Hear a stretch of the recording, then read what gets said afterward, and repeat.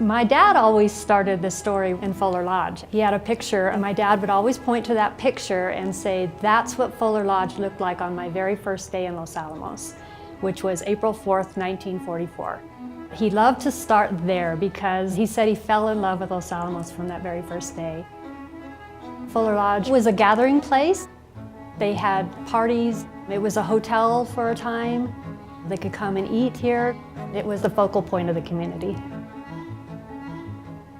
Then he would tell the story of how he got here. He was in college studying chemical engineering, was drafted into the Army, and at that point the Army sent him to MIT in Boston to continue his studies in chemical engineering.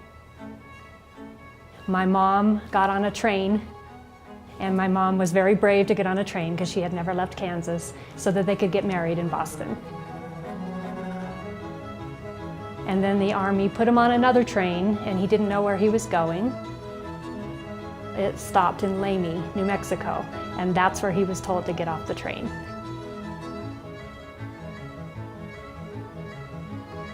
My dad couldn't talk about anything until he retired, and actually he was getting into his 80s.